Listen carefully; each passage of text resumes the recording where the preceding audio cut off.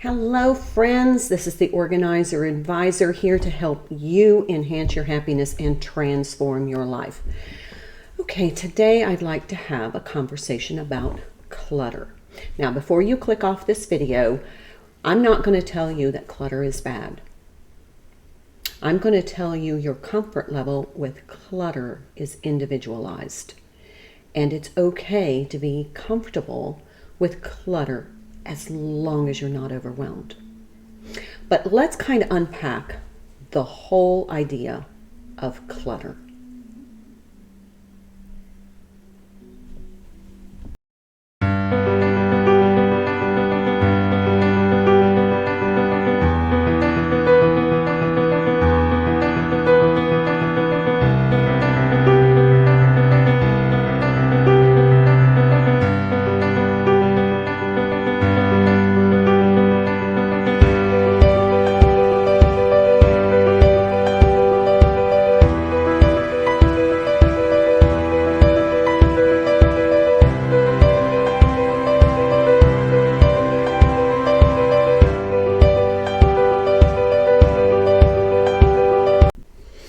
Okay, so clutter is, we have a certain comfort level with the amount of clutter that we have.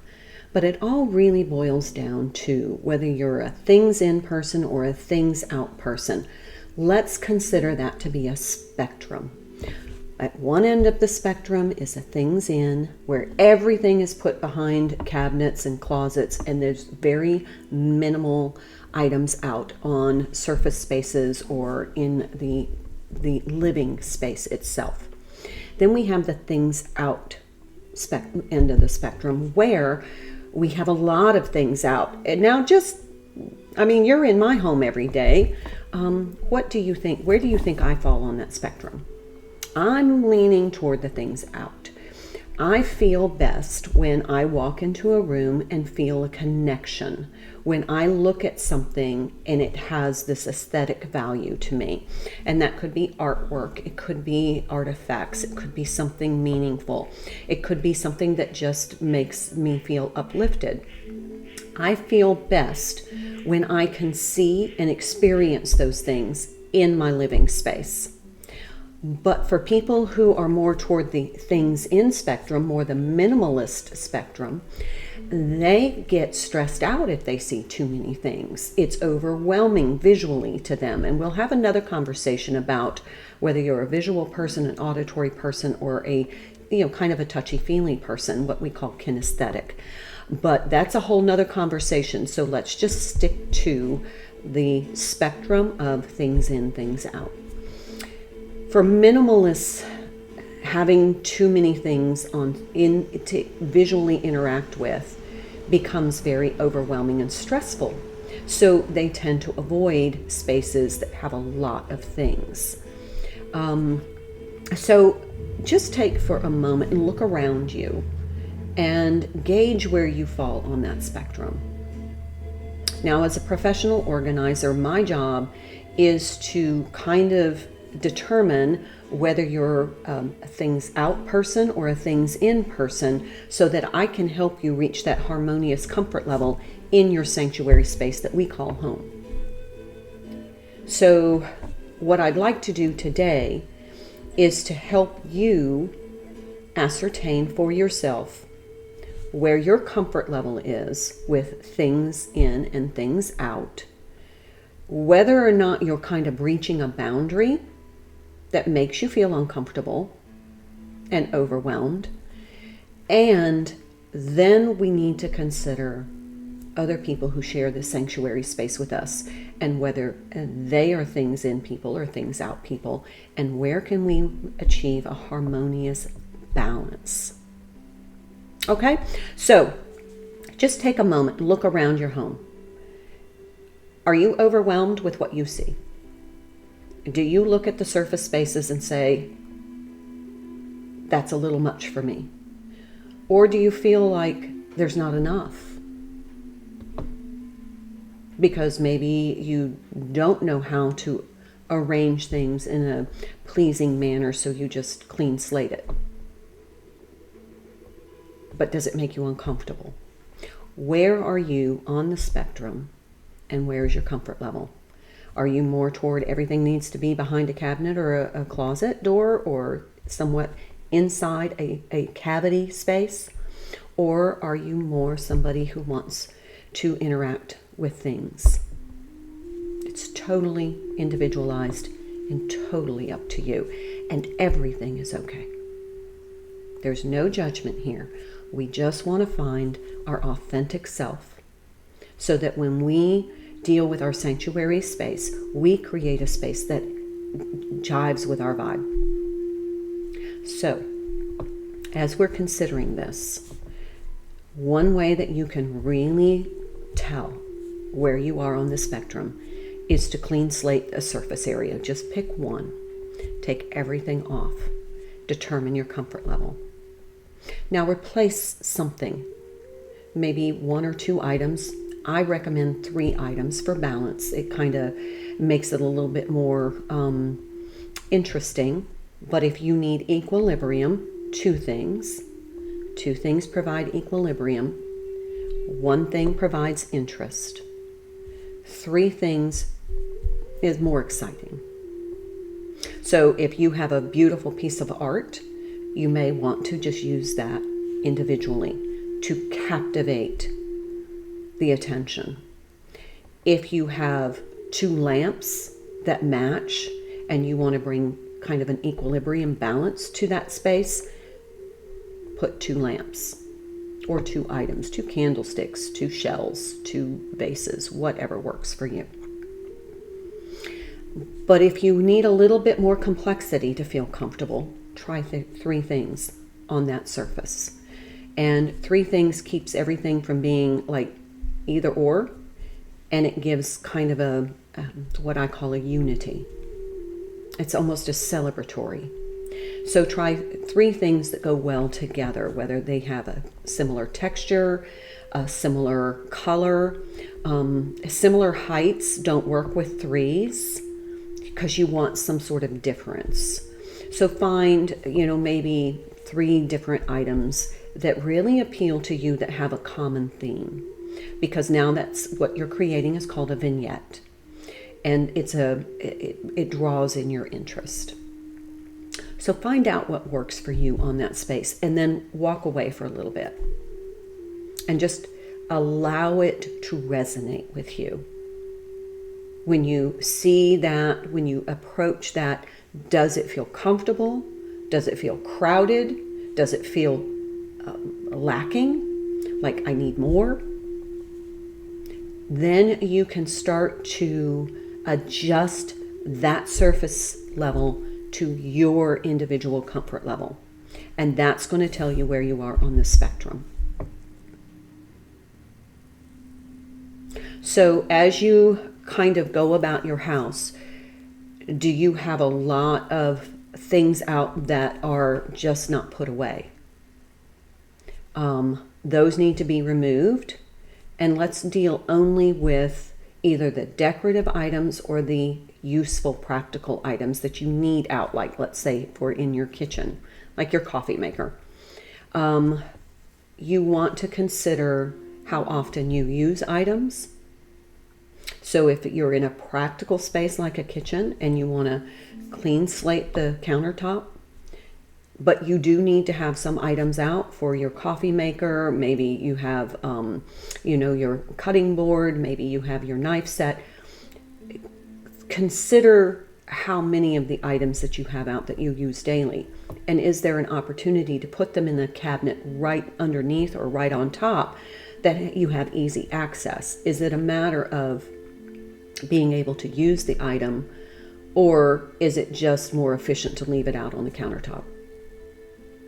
Okay, and then the last thing I want you to consider with the clean slate and then adjusting to your comfort level is, do you not have inside spaces, enough room in your inside spaces to put items? And that might be reorganization or moving some items to a different location or storing items. So if it's a matter of you just have no cabinet or closet or interior places to put items, then that's another conversation we need to have about, decluttering your inside spaces, reorganizing them, or relocating some items so that you don't have so many items out. So again, when you walk into the room and you look at that space that you just clean slated and kind of created a visual element to determine where you are on the spectrum, does it make you feel stressed? On either side of the spectrum, there is stress for someone. So if you're a minimalist and there's too much stuff, you're going to feel stressed. But if you're not a minimalist and you like to see the connection and experience that connection with items in your environment, you're stressed with nothing out. So we need to find where we are on this spectrum, this continuum, and adjust our living spaces accordingly. So just feel your visceral reaction. And I'm just going to give an example. I was raised with hoarders. My parents were, and not hoarders in like pizza box and newspaper hoarders. They were collectors. Everything. And you can tell I've inherited a lot of that. I love collections. I love thematic collections. I love collecting interesting, odd, and unusual things. However, I've always lived in small houses with my growing up. We lived in the same house my entire childhood. So there was not a lot of space, and we had a lot of clutter. And as a child, it stressed me out. And it caused a lot of conflict between my mom and myself because I couldn't deal with that much stuff. So it impacted our relationships. And I want you to consider, is the amount of clutter that you have in your home impacting the harmony of your relationships? My partner, my husband, is a minimalist. He could have nothing out and be happy. So having way too much stuff out stresses him, which causes friction in our relationship. So we've had to develop kind of an agreement, a compromise.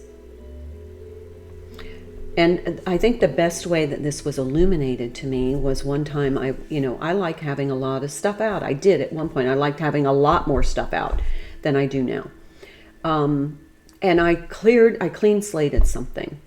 And then I started putting things back. And my husband said, and this was very profound to me, why don't you just let it breathe? Why don't you just let that surface breathe before you start putting stuff on it? So I was like, yeah, why not? Why not see if I can adjust to a different comfort level? So I let it be bare for a number of days. And I started to feel a little bit more calm. Even though there was nothing on the surface, which stresses me out, I allowed myself to adjust to that energy of not having stuff out. Now, it didn't feel comfortable all the way, and I knew it wouldn't work for me leaving it empty. But I gave myself the opportunity to adjust.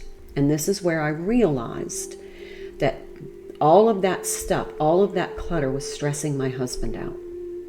And it was causing some agitation.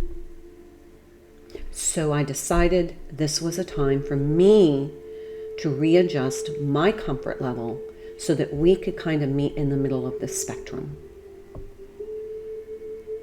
And that was a profound lesson for me, because then I was able to throttle back the amount of stuff that I had out, and I became more comfortable with less stuff, and he became more comfortable with less stuff.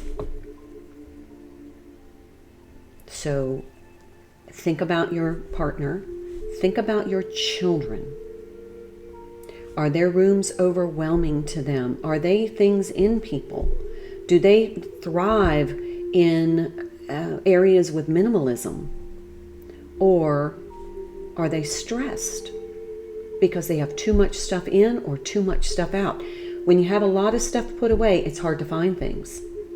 You forget about things. And sometimes it's a barrier because you have to access.